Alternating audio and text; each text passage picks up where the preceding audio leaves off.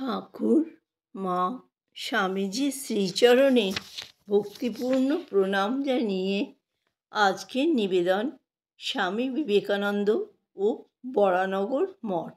অধ্যাপক ডক্টর সোমনাথ ভট্টাচার্য। ইতিহাসের পটভূমি বরানগর মঠ।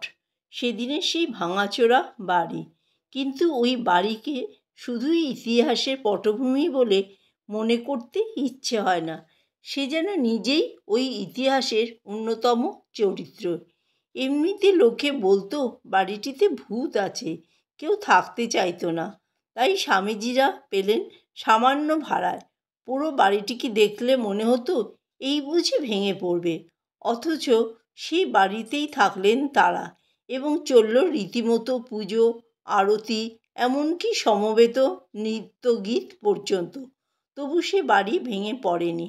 প্রশ্ন জাগে, কী দিয়ে ধরে রাখা ছিল তার ইটগুলোকে? কোন সিমেন্ট, কোন বিন্ডার? মনে হয় বাড়িটাকে ধরে রেখেছিল কোনো প্রযুক্তিতে নয়, কোনো রাসায়নিকে নয়, ধরে রেখেছিল ওই বাড়ির বাসিন্দাদের ত্যাগ, তপস্যা আর প্রেম পবিত্রতার অমোঘ শক্তি। স্বামীজি বলেছিলেন, সে সময় তাদের কঠোরতা দেখলে ভূত পালিয়ে যেত।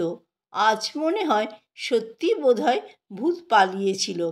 পৃথিবীর ইতিহাসে বোধহয় এই প্রথম কোনো ভূতের বাড়ি পরিণত হলো ভগবানের বাড়িতে, শ্রীরামকৃষ্ণের বাড়িতে। আজও বরানগর মঠের ত্যাগ তপস্যার কথা ভাবলে বোধহয় অনেক মানুষের ভুতুড়ে সংস্কার পালিয়ে যায়।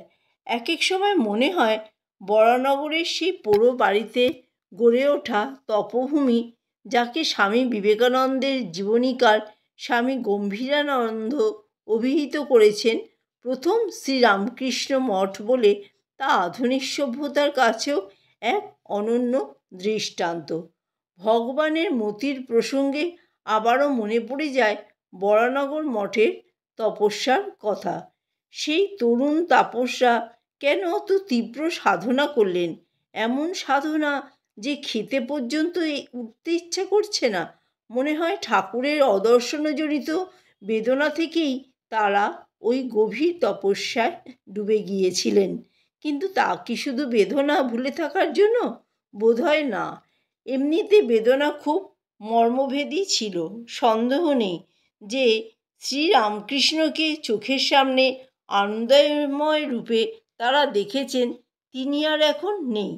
কাশীপুরে প্রচণ্ড শারীরিক কষ্টের মধ্যেও যিনি প্রসন্নবদন ছিলেন, তিনি আর নেই। সে বেদনায় দীর্ণ তাপসরা যখন সাধনায় ডুব দিচ্ছেন, তখন বোধহয় তারা অনুভূতির গভীরে পাচ্ছেন সেই পরিচিত প্রাণসখা স্বমহিমায় ভাস্বর শ্রীরামকৃষ্ণকে। তলাতল পাতাল খুঁজে তুলে আনছেন রত্নধন, আর তাতেই আনন্দ। বাইরের জগৎ ভুলে যাচ্ছে। সেই যে তিনি বলতেন, এই তোমায় যেমন দেখছি তার থেকেও স্পষ্টভাবে তাকে দেখা যায়, তেমনিভাবেই বোধহয় বাইরের থেকেও স্পষ্টভাবে সেই তপস্বীরা তাদের অন্তরের গভীরে দেখতে পাচ্ছিলেন শ্রীরামকৃষ্ণকে। দেখতে পাচ্ছিলেন সেই তাকে, যিনি এককালে বেছে নিয়েছিলেন কামারপুকুরের পর্ণকুটির ও জন্মগ্রহণ করেছিলেন ক্ষুদিরামের গৃহে, এবং আজ বেছে নিয়েছেন বরানগরের ভগ্নদেউল ও নবজন্ম গ্রহণ করেছেন সন্তানদের হৃদয় কন্দরে। এই জন্ম নেওয়াটা আবার শুধু শ্রীরামকৃষ্ণের নয়, সমগ্র রামকৃষ্ণ ভাবধারার। অদ্ভুত ব্যাপার হলো, বরানগর পর্বে যিনি সাধকদের অগ্রগণ্য, সেই নরেন্দ্রনাথ বা স্বামীজির মধ্যে দেখা যাচ্ছে আরেকটি ভাবকেও জন্ম নিতে, সেটি মানব সেবার। তিনি বারবার বলেছেন, জগতের জন্য শ্রীরামকৃষ্ণের একটি ব্রত ছিল। সেই ব্রতের উদযাপনের জন্যই তার গৃহত্যাগ এবং ত্যাগী সঙ্গীদের একত্র করে রাখা। এই ব্রতটি মানব কল্যাণের, মানব সেবার।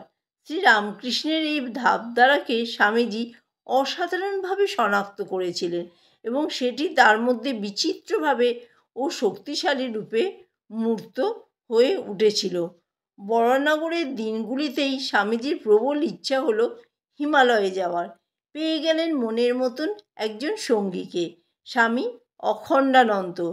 অর্থাৎ গঙ্গাধর মহারাজ, যিনি পাহাড়ের ব্যাপারে অনেক জানতেন।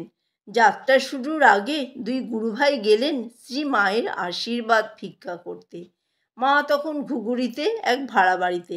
দুজনকে তিনি খুব আশীর্বাদ করলেন আর গঙ্গাধর মহারাজকে বললেন, বাবা, তোমার হাতে আমাদের সর্বস্ব দিলাম। তুমি পাহাড়ের সকল অবস্থা জানো, দেখো যেন নরেনের খাওয়ার কষ্ট না হয়। মাকে প্রণাম করে বরানগরে ফিরে স্বামীজি তার গুরুভাইদের বললেন, এবার আর স্পর্শমাত্র লোককে বদলে ফেলতে পারার ক্ষমতা লাভ না করে ফিরছি না। স্পর্শমাত্র লোককে বদলে ফেলার স্বামীজির এই যে ইচ্ছে, তার মধ্যে মানুষের কল্যাণ করার এক প্রবল আকুতিকে লুকিয়ে থাকতে দেখা যায়। গুরু শ্রী রামকৃষ্ণের মধ্যে একাধিকবার এই স্পর্শের ক্ষমতা দেখেছিলেন স্বামীজি। প্রথম পরিচয়ের পর্বেই দক্ষিণেশ্বরে ঠাকুর যখন তাকে ছুঁয়ে দিয়েছিলেন, তখন এক অজানা অনুভূতির তীব্র আকস্মিকতায় দিশেহারা হয়ে গিয়েছিলেন স্বামীজি। মনে হয়েছিল তার আমিত্ব যেন এক সর্বগ্রাসী মহাশূন্যে একাকার হয়ে যাচ্ছে। আর এই আমিত্ব নাশেই তো মৃত্যু। তাই তিনি চিৎকার করে উঠে ঠাকুরকে বলেছিলেন, ওগো, তুমি আমার এ কী করলে? ঠাকুর তখন আবার হাসতে হাসতে তাকে আগের অবস্থায় ফিরিয়ে দিয়েছিলেন। সেদিন যতই আতঙ্কিত হোক না কেন, মনে হয় স্পর্শমাত্র এই অদ্বৈত অনুভূতি এনে দেওয়ার ঘটনাটি স্বামীজির জীবনে গভীর প্রভাব ফেলে দিয়েছিল। জন্ম জন্মান্তরের তপস্যায় যা না পাওয়া যায়, দয়াবান উপযুক্ত অধিকারী তা স্পর্শমাত্রই পাইয়ে দিতে পারেন। পরবর্তীকালে স্বামীজির এই দিকটির বিশেষ উল্লেখ করেছেন নানা প্রসঙ্গে। কিন্তু তার অতি সক্রিয় হৃদয়বান সত্তা যেন লোককল্যাণে কোনো বিলম্ব নিতে প্রস্তুত ছিল না। কারো অন্তঃকরণকে প্রস্তুতি ও পরিশুদ্ধ করতে এমনিতে যে দীর্ঘ সময় লাগে, তা যেন তার সহ্য হচ্ছিল না। অনন্তের অধিকারী মানুষকে মায়ার শৃঙ্খলে বদ্ধ দেখে স্বামীজি বোধহয় অস্থির হতেন তার ইমিডিয়েট মুক্তির জন্য। আর তাই তার মতো শুদ্ধসত্ত্ব আধারে ঠাকুর শ্রীরামকৃষ্ণ যেভাবে স্পর্শের দ্বারা অভূতপূর্ব প্রভাব পেয়েছিলেন, সেইভাবেই তিনি স্পর্শমাত্র আপামর জনসাধারণের বদ্ধ জীবনকে মুক্ত করে দেওয়ার জন্য ব্যস্ত হয়েছেন। স্বামীজির এই ছটফটানি দেখলে অবাক লাগে। বরানগরের কাছেই কাশীপুর।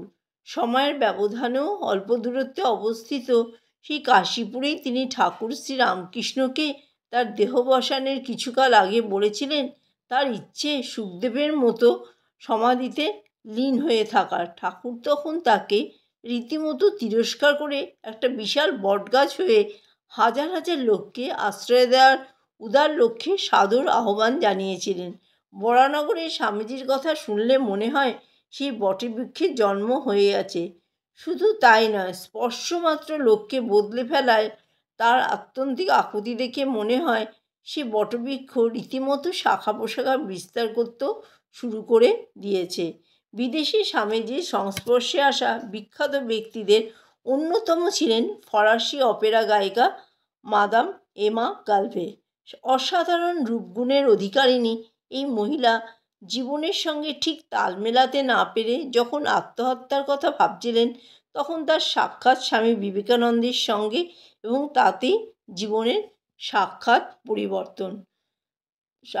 স্বামীজির জীবনে শ্রীরামকৃষ্ণই সমুদ্র, শ্রীরামকৃষ্ণই সূর্য। সেই সূর্যকে অবলম্বন করে কোনো আকাশের দিকে উঠে যাচ্ছে সে। বরানগরে স্বামীজিকে দেখলে মনে হয় তিনি তখন যুগপৎ লাভ করেছেন। শান্ত মহাসাগরের অতলান্ত আহ্বান এবং দীপ্ত দিবাকরের ঊর্ধ্বগামী অনুপ্রেরণা।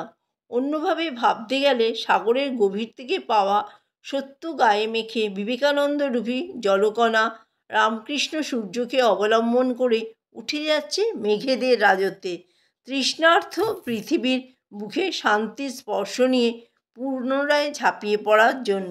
সেই ঝাঁপিয়ে পড়ার মানসিকতারই অভ্রান্ত ঘোষণা ও অভিজ্ঞান এবার আর স্পর্শমাত্র লোককে বদলে ফেলতে পারার ক্ষমতা লাভ না করে ফিরছি না। বরানগর মঠ তাই এক সাধন সন্ধিক্ষণে দাঁড়িয়ে আত্মান মোক্ষার্থং থেকে জগদ্ধিতায় যাত্রাপথের অমর সাক্ষী এই তপভূমি, এবং অবশ্যই এখানে স্বামীজির অনন্য অধিষ্ঠান।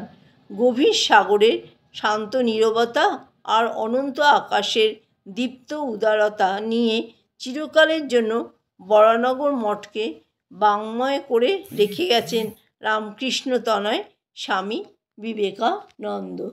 জয় ঠাকুর, জয় মা, জয় স্বামীজি।